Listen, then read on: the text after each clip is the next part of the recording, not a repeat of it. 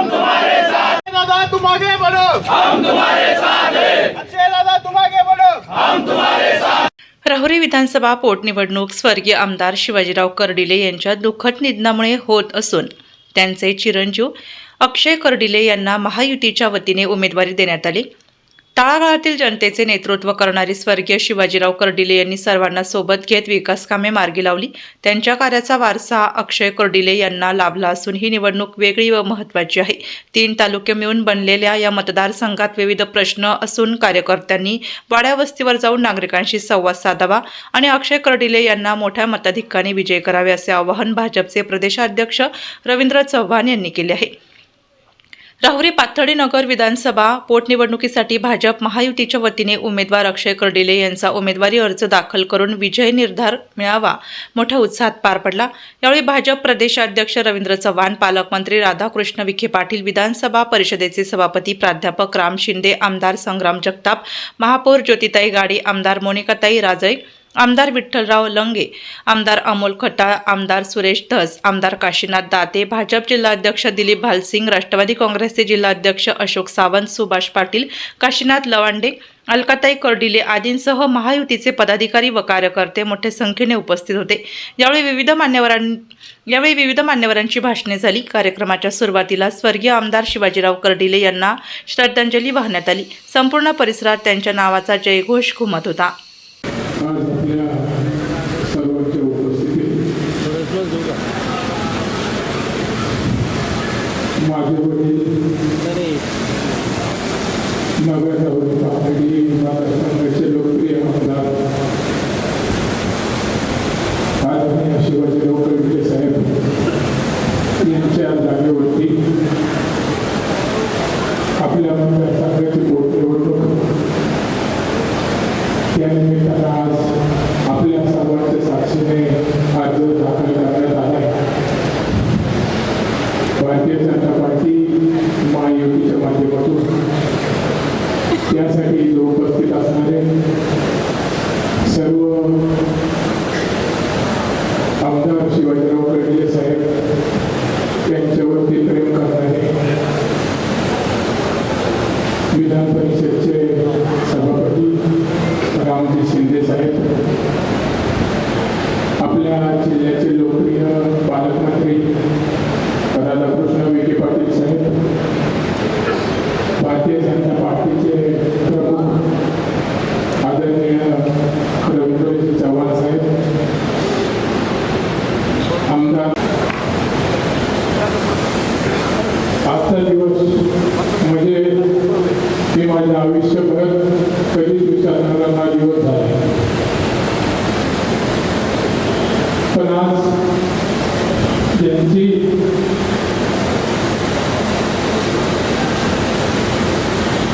ह्या दिवसासाठी मला आयुष्यात कायम गरज होती। प्रत्येक बापाचं स्वप्न असतं की मुलगा प्रगती करत जावं।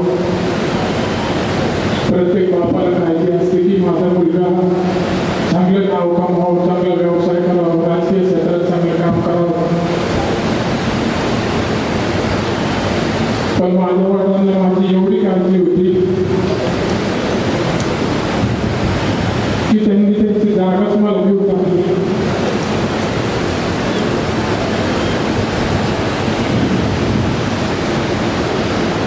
अजूनही विश्वास पडत बसत नाही की ते आपल्यामध्ये नाही आहे।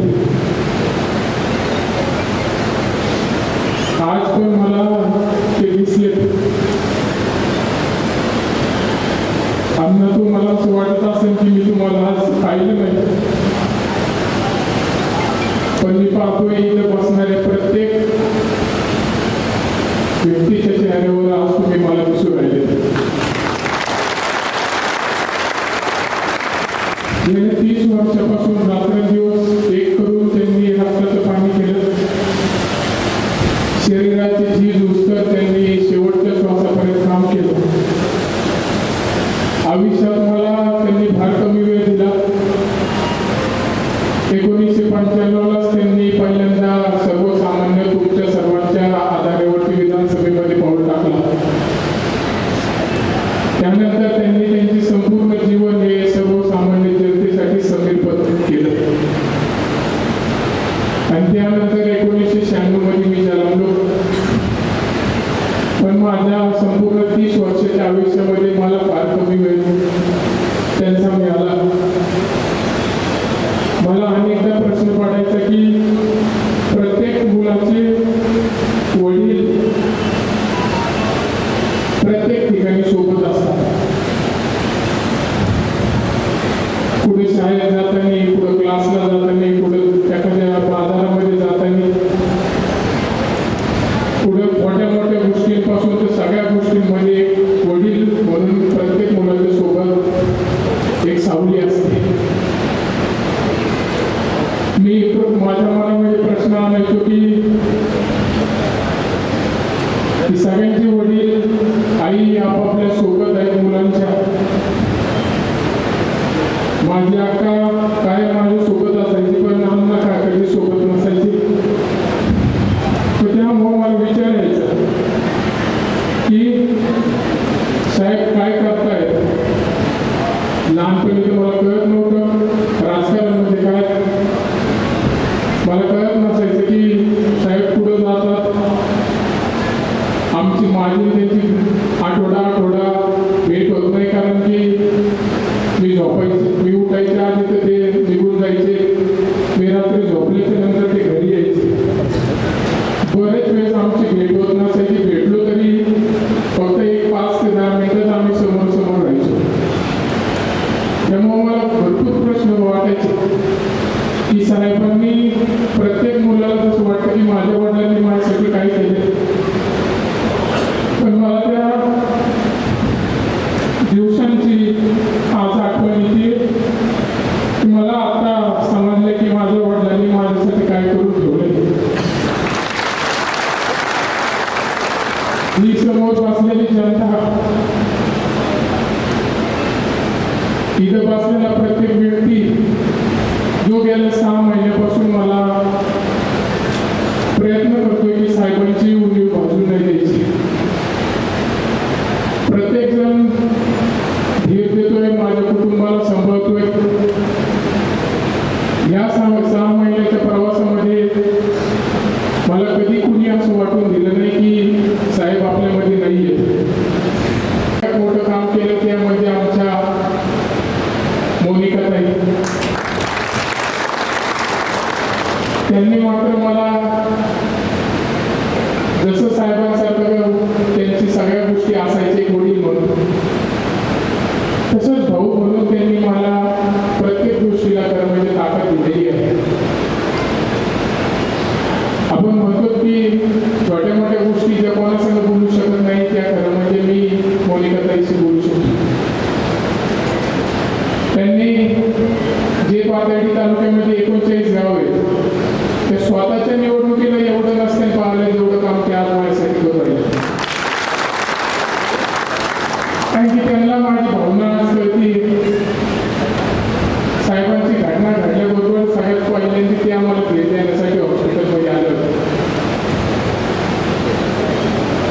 आणि व्यासपीठावर बसणारा प्रत्येक राजकीय मंडळी, आमदार, पदाधिकारी, सर्व पक्षीय कुणी मला मात्र एकट्याला पुढे साथ द्यायला कमी केली नाही. आणि सगळ्यात महत्वाची गोष्ट म्हणजे ही की माझ्या समोर बसलेली ही जनता आहे, यांनी मात्र मला असं वाटून दिलेलं नाही की आज तुझे वडील तुझ्या सोबत नाही येत मग आम्ही आता काय करायचं. कोणीच मला 1% नाही, माझ्या मनातही असं आलं नाही की आज मला कुठं जाणवलं की साहेब नाहीत म्हणून कुणी असं वागतंय. इथं बसलेला, समोर बसलेला प्रत्येक माणूस म्हणजे साहेबांच्या जीवाभावाचा आहे. साहेब म्हणत नव्हते कधी की हे माझे कार्यकर्ते आहेत किंवा हे पदाधिकारी आहेत किंवा कोणत्या पार्टीचे, पक्षाचे किंवा ज्येष्ठ आहेत किंवा तरुण आहेत. साहेबांनी प्रत्येक माणूस बोलत असताना एवढंच मला काय सांगितलं की हे माझ्या कुटुंबातले माणसं आहेत. हे कुटुंब म्हणजे मी माझ्या 30 वर्षाच्या आयुष्यामध्ये कमावलेलं कुटुंब आहे. कारण की त्यांना तुमच्या सगळ्यांसोडून दुसरी कोणत्याच गोष्टीमध्ये आवड नव्हती, इच्छा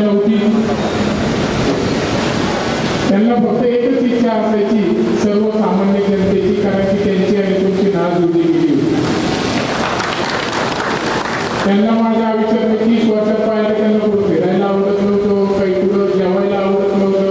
जसं एखाद्या माणसाला एखादा शॉप असतो, त्यांना कुठलंच नाही. त्यांना एकच ते म्हणजे जनता आणि माझी सर्वसामान्य जनता ही माझी आहे, माझं कुटुंब आहे, त्यांचं बोलणं राहायचं. आणि आज मला सांगायचंय आमदारांना की तुम्ही काळजी करू नका. तुम्ही जी जबाबदारी आज स्वतःची माझ्यावरती दिली, मी तुम्हाला शपथ सांगतो की मी या जनतेला मी मरूपर्यंत कधी सोडू शकत नाही. जसं तुम्ही प्रत्येक गोष्टीकडे साहेबांची अपेक्षा करायची, तसंच माझा आनंद शब्द आहे की या जनतेला मी कधीच एकट्याला सोडणार नाही. प्रत्येक शब्द हा जनतेचा माझ्यासाठी महत्त्वाचा राहिला की मी त्यांच्यासाठी रात्रंदिवस माझ्या शेवटच्या श्वासापर्यंत काम करेन. कारण की माझी ना तुमच्याशी साहेब जोडून गेले, म्हणून ही ना कधी कुणी जरी आलं, काही जरी केलं तरी हे ना कधी सुटू शकणार नाही. सर्वांचे पुन्हा एकदा मी मनापासून आभार व्यक्त करतो. सर्वांना धन्यवाद देतो की तुमचा आशीर्वाद आणि तुमची मला साथ आज मिळते. ही साथ म्हणजे कधी न विसरणारी साथ. मी माझ्या आयुष्यात अनेक प्रसंग विसरू शकतो, अनेक गोष्टी विसरू शकतो, पण हे 6 महिने मी माझ्या आयुष्यात कधीच विसरू शकत नाही. आणि या 6 महिन्यामध्ये ज्यांनी ताकद दिली त्यांना तर मी मरूपर्यंत कधी विसरू शकणार नाही. आणि ते म्हणजे तुम्ही सर्वस्व नाही.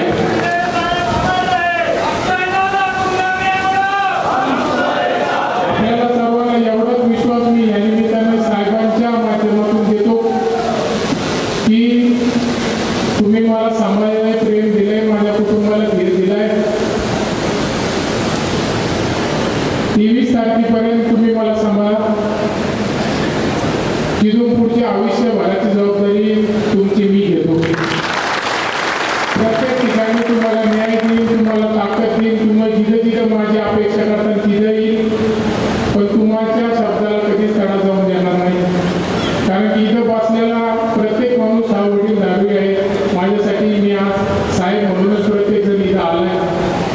म्हणून या जनतेला तर कधीच मी यांच्या अपेक्षा कधीच तुटून देणार नाही. 100% पूर्णपणे मी आपल्या सेवेत साहेब जसं होते त्यापेक्षा साहेबांच्या आत्म्याला शांती मिळावा त्यापेक्षा एक पाऊल पुढे जाऊन मी तुमच्यासाठी काम करत.